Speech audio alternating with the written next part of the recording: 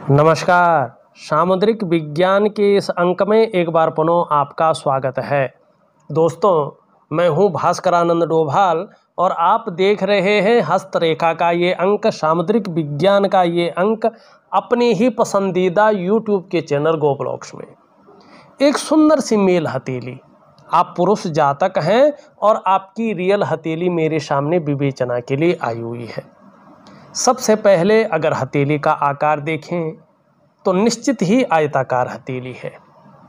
हथेलियों के जो प्रकार होते हैं उसमें सबसे उच्च कोटि की हथेली है, ये बहुत अच्छा है। दूसरी बात, आपका जो व्यक्तित्व रहेगा वो कहीं ना कहीं दार्शनिक किस्म का व्यक्तित्व रहने वाला है, एक एनालिटिकल किस्म का व्यक्तित्व रहने वाला है, एक जिज्ञासु प्रवृत्ति के व्यक्ति आप रहने वाले हैं। और जीवन में जब भाग्योदय की स्थिति आ रही है, आपकी कुछ ही समय बाद आ रही है, बहुत ज़्यादा दूर नहीं है, उस दौरान अगर हम देखेंगे तो हर क्षण का आनंद लेंगे, हर क्षण का लुत्फ उठाएंगे, ये निश्चित है। अब हम करियर की अगर बात करते हैं यहाँ पे, तो जिसमें बोलने से बहुत ज़्यादा काम चलता हो या जिसमें मस्तिष्क के काम करने से बहुत ज़्यादा काम चलता हो और शारीरिक मेहनत की ज़रूरत तो होती हो लेकिन बहुत ज़्यादा ना होती हो, ऐसा करियर आपके लिए ज़्यादा सूटेबल रहेगा, ज़्यादा तरक्की देने वाला रहेगा और इस प्रकार के कामों में आप बहुत ज़्यादा उन्नति कर पाएंगे, कामयाबी हासिल कर पाएंगे। ये आपकी हथेली का आकार दिखाई दे रहा है इस प्रकार से।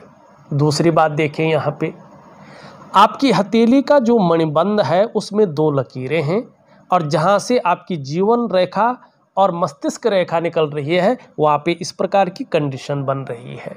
इसका मतलब है कि व्यक्ति का जो प्रारंभिक दौर रहा है वो ज़्यादा संघर्ष से युक्त रहा है, लेकिन अच्छी बात यह है कि आने वाले समय में उसी संघर्ष के कारण आप हर सुख को पाएंगे और हर सुख का लुत्फ उठाएंगे, ठीक। लेकिन ये आपका मणिबंध ये भी कह रहा है कि अपने खुद की मेहनत और अपने खुद के परिश्रम के बदौलत ही आप अपने जीवन काल में तरक्की कर पाएंगे, कामयाबी हासिल कर पाएंगे।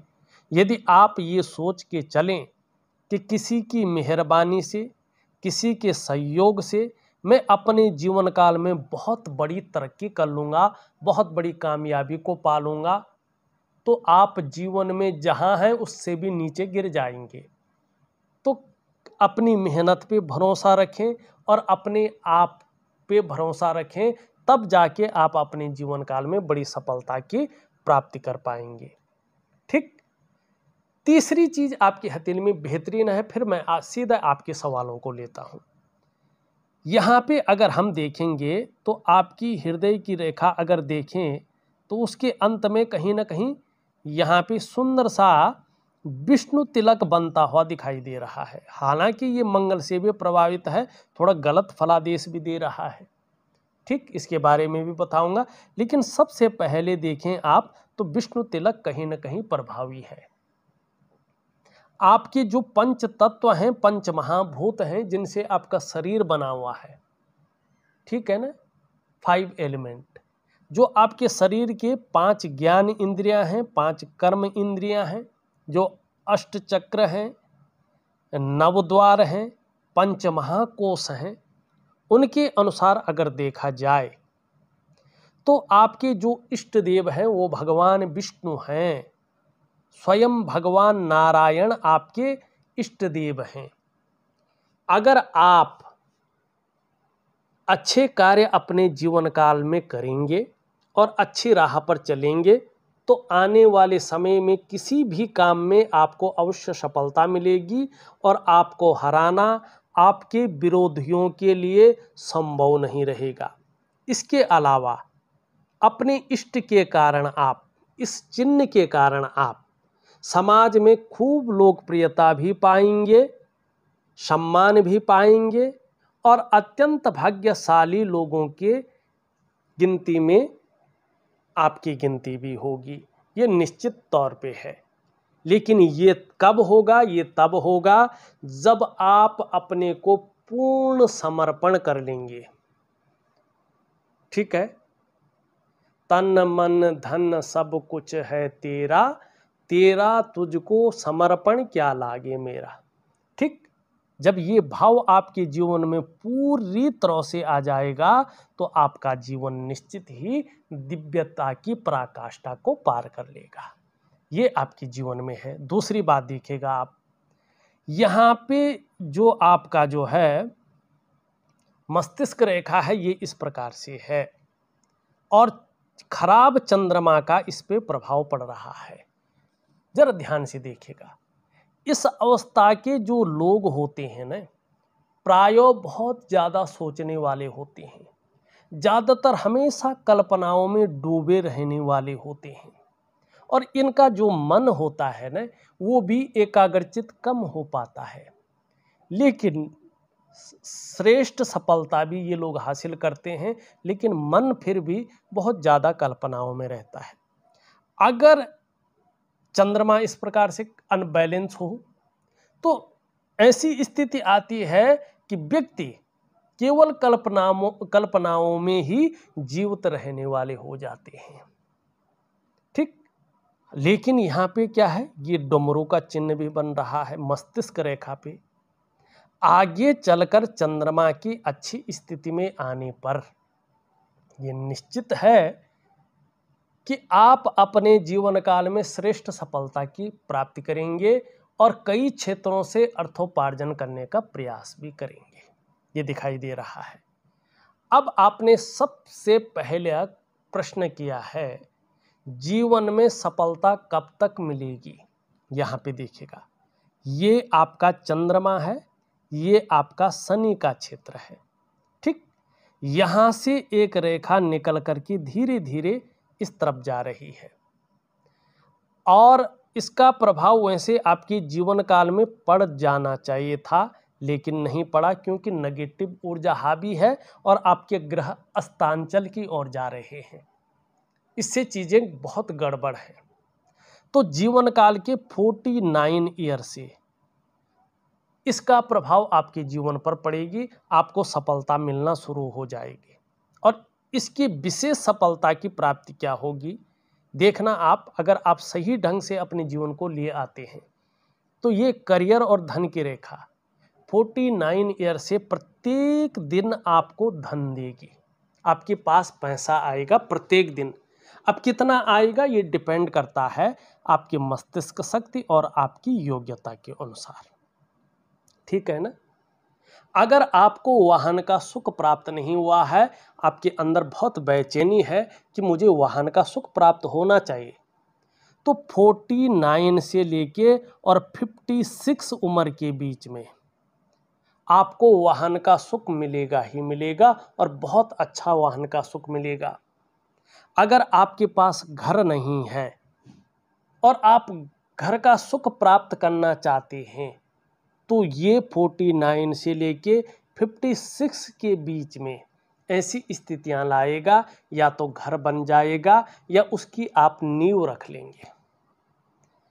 एक और है, यदि आप लंबे समय से व्यापार करना चाह रहे हैं लेकिन व्यापार स्थापित नहीं कर पाए हैं तो 49 से 56 के बीच में आप व्यापार स्थापित कर लेंगे, उसको बढ़ा लेंगे और आपको एक शानदार व्यापारी कहलाएंगे और उसका सुख मिलेगा।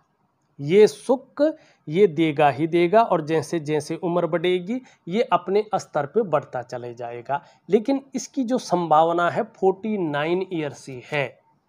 अभी यहाँ पे ज़्यादा कुछ नहीं दिखाई दे रहा है, ये है। अब आप क्या कह रहे हैं, आपके सवाल हैं, कोई भी कार्य करता हो तो सफलता नहीं मिलती है और हर जगह समस्याएं ही रहती हैं।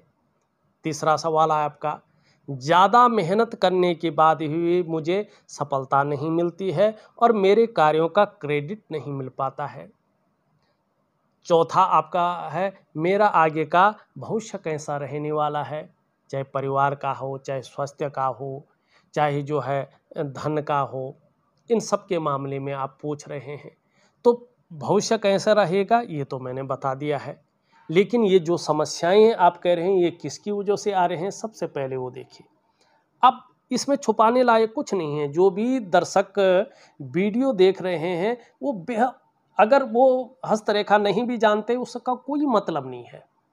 अब समझ जाइएगा, यहाँ पे देखिएगा पूरी हथेली में रेखाओं का जाल है, नाड़ी रेखाएं हैं, ठीक है ना।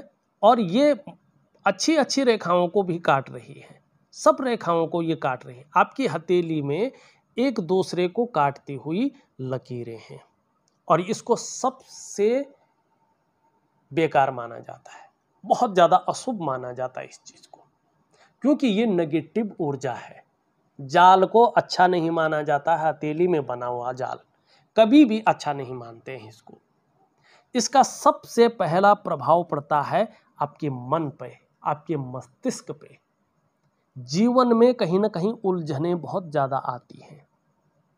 आप कई बार कंफ्यूजन में आ जाते हैं, दुविधा में आ जाते हैं और आपकी जो निर्णय लेने की ताकत है वो क्षीण हो जाती है। आप सही से डिसीजन नहीं ले पाते हैं कि वास्तव में करना क्या चाहिए और किस तरफ हमें जाना चाहिए।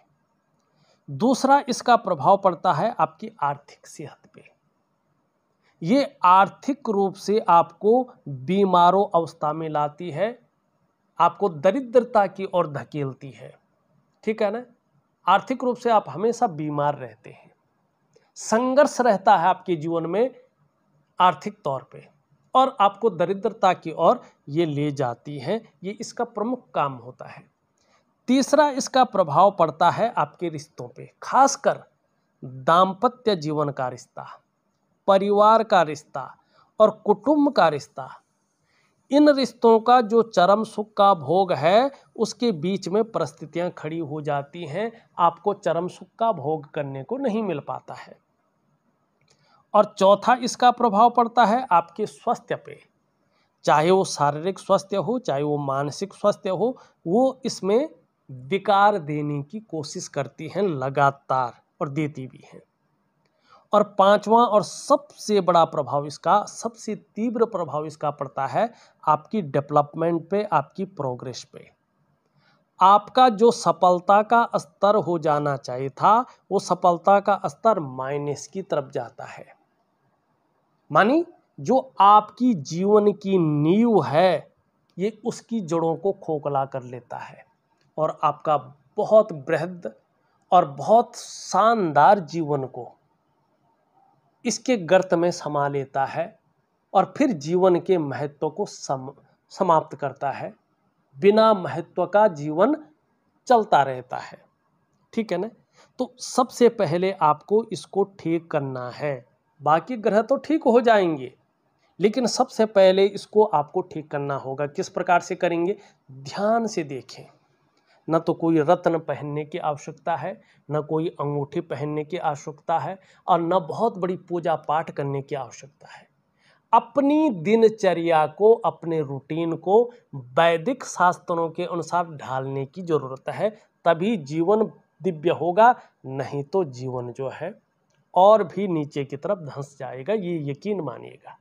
करना क्या है देखिएगा, मैं आपको एक वनस्पति स्नान दूंगा। छोटी सी प्रक्रिया है, कुछ दिनों तक करना होता है, जरूर करें।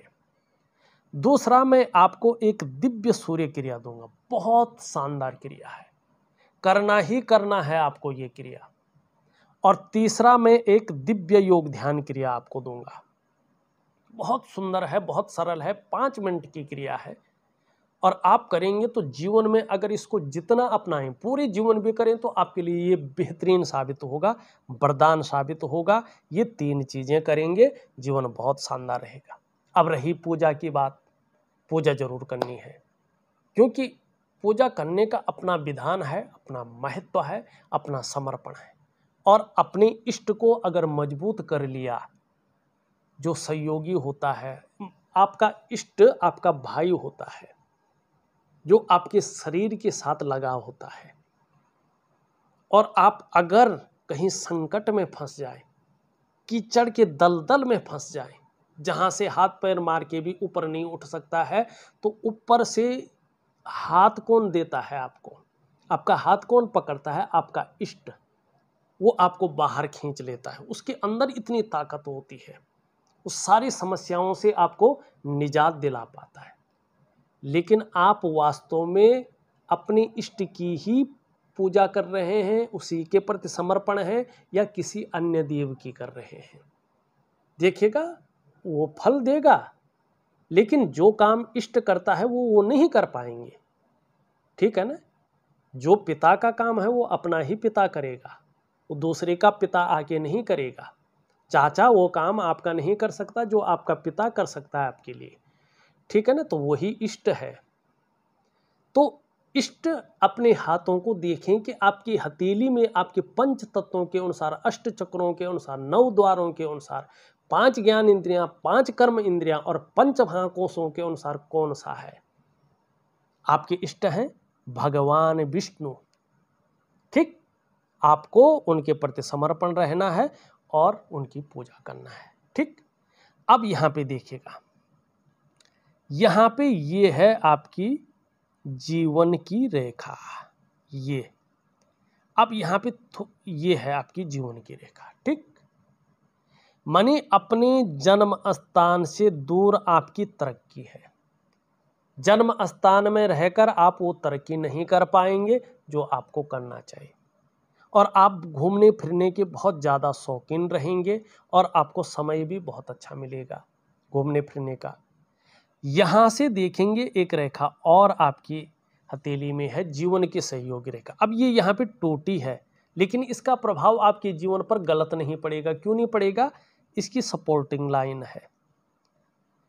आने वाले समय में ऐसी स्थिति दिखाई दे रही है हनुमंत जी महाराज की कृपा से कि आपका कोई काम नहीं रुकेगा, कहीं ना कहीं से व्यवस्थाएं बन जाएंगी और आपका काम चल जाएगा, लेकिन आपका काम नहीं रुकेगा। दूसरी बात क्या है, आने वाले समय में जब नेगेटिव ऊर्जा आपके शरीर से निकल करके बाहर आ जाएगी, आपके शरीर को छोड़ देगी, तो इस रेखा का प्रभाव बहुत ज़्यादा बढ़ जाएगा। आपको अनायास ही दूसरों का सहयोग बहुत अच्छे रूप में मिलने बैठ जाएगा और आप अनुभव करेंगे खुद कि आपके जीवन में भगवान की भी बहुत अच्छी कृपा बनी हुई है। दूसरी ये लकीर इंगित कर रही है आप में निश्चित ही अच्छी प्रतिभा है, तीव्र बुद्धि है, लेकिन आप उसको इम्प्लीमेंट नहीं कर पा रहे हैं, लेकिन करेंगे। आपके अंदर सोचने की, समझने की जो ताकत है वो नेचुरल तरीके से बेहद अच्छी रूप में भगवान ने दे रखी है। और ऐसी भी स्थिति आपके जीवन में आएगी कि आपने एक बार यदि कोई डिसीजन ले लिया तो उसे अंत तक निभाने का सामर्थ्य भी रखेंगे, और आपका व्यक्तित्व भी इस लकीर की वजह से अपने आप में अच्छा खासा प्रभावशाली रहेगा। ये निश्चित है, ये आप देख लीजिएगा, ये रेखा आपको राजा बना लेगी, ये भी निश्चित दिखाई दे रहा है। दूसरी देखें, इस प्रकार से आपकी हथेलियों में लकीरें स्पष्ट दिखाई दे रही हैं जो कार्य के प्रति जुझारूपन बढ़ा रही है। कार्य के प्रति जुझारूपन रहेगा। जिस कार्य को हाथ में ले लेंगे, जब तक पूरा नहीं होता है तब तक छोड़ेंगे नहीं, और यही चीज़ आपको बेहतरीन स्थिति में ले जाएगी।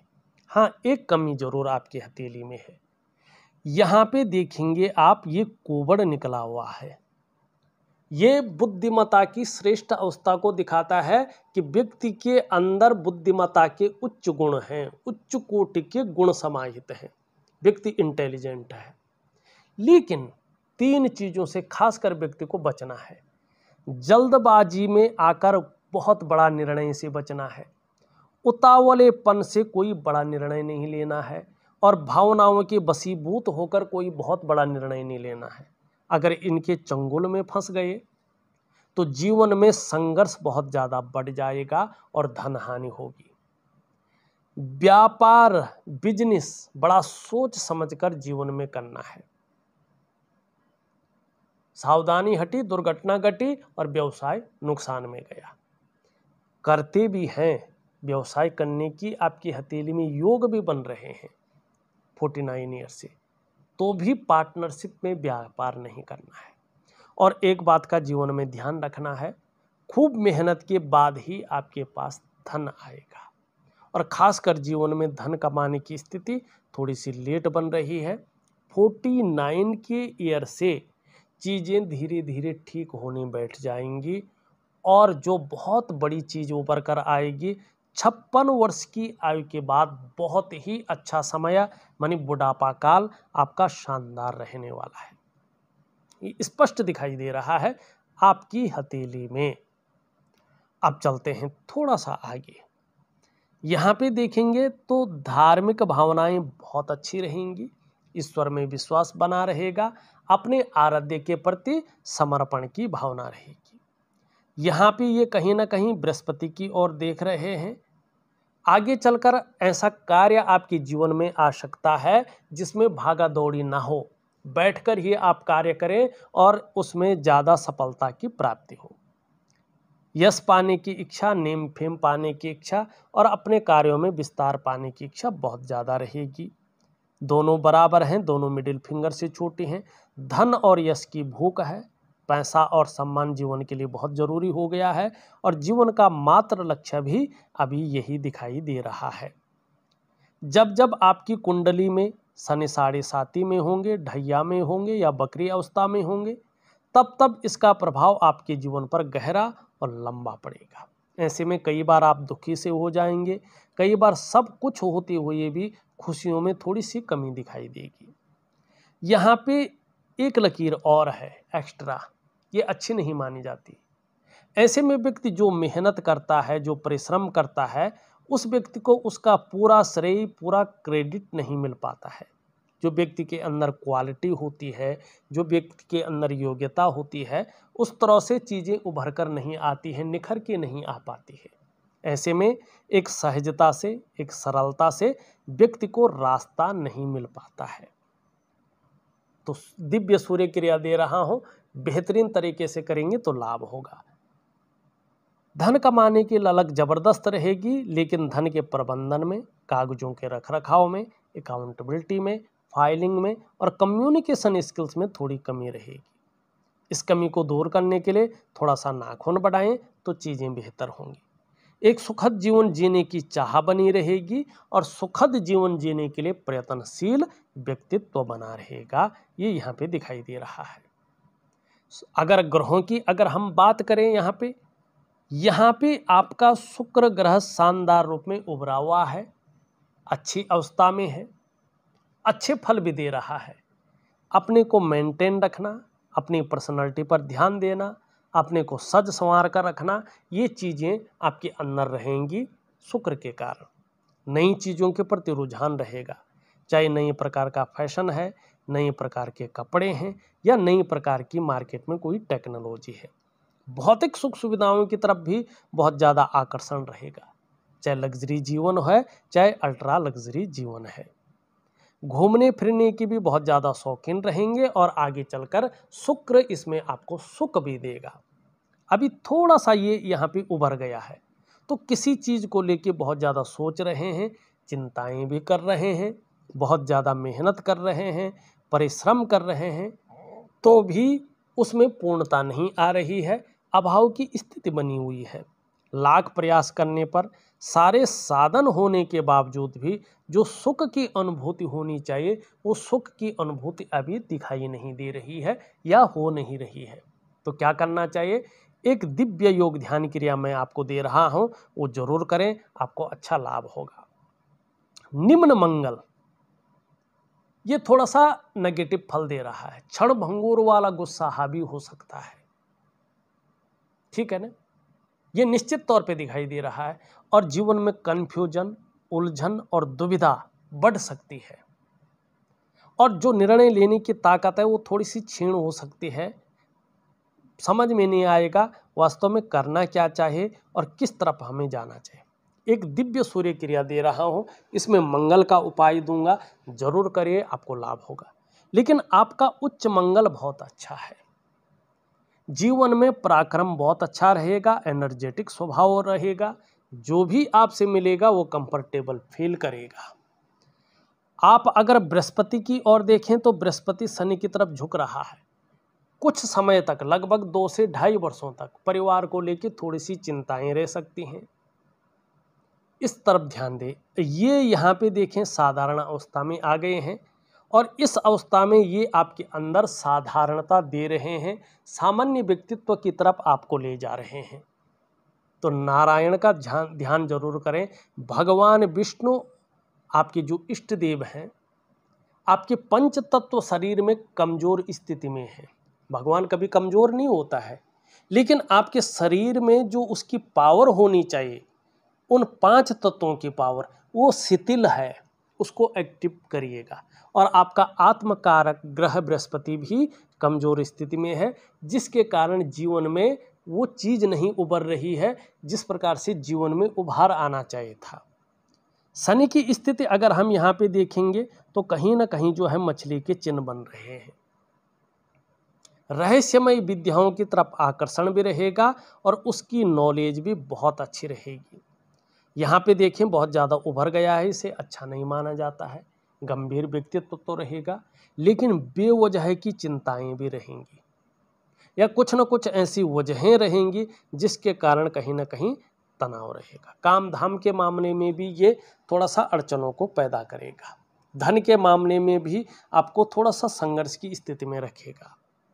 यहाँ पे अगर देखेंगे तो इस प्रकार से चीज़ें दिखाई दे रही हैं। कार्य क्षेत्र में बदलाव की संभावना दिख रही है या बदलाव करने की संभावनाएं दिखाई दे रही है। सूर्य बहुत ज़्यादा मजबूत नहीं है, जिसके कारण यश की प्राप्ति उस रूप में नहीं हो पा रही है जो होनी चाहिए। हर जगह कहीं ना कहीं कठिनाइयों से गुजर रहे हैं। दिव्य सूर्य क्रिया दे रहा हूँ, लाभ होगा। छोटा काम भी करेंगे तो नीम फेम पाने की इच्छा रहेगी। ये अच्छी स्थिति में है तो वाणी की ताकत आगे जाके बहुत अच्छी रहेगी और इसका लाभ आपको मिलेगा ही मिलेगा। चंद्रमा आपका अनबैलेंस है, जिसके कारण आपका कई बार मन गड़बड़ रहता है, मानसिक परेशानी रहती है, भावुकता रह जाती है, इमोशनली परेशान हो जाते हैं, कई बार मन अच्छा नहीं रहता है, ठीक है ना। और पेट का आपको ध्यान रखना पड़ेगा। देखा जाए तो मैंने आपकी हथेली का पूरा विश्लेषण करके आपको बता दिया है। उपाय में विधिवत तरीके से लिख करके और ऑडियो के माध्यम से भेज रहा हूं। आप करने की कोशिश करें तो निश्चित ही लाभ होगा। इस वीडियो में बस इतना ही। एक नई वीडियो के साथ पुनः उपस्थित होऊंगा। तब तक के लिए नमस्कार।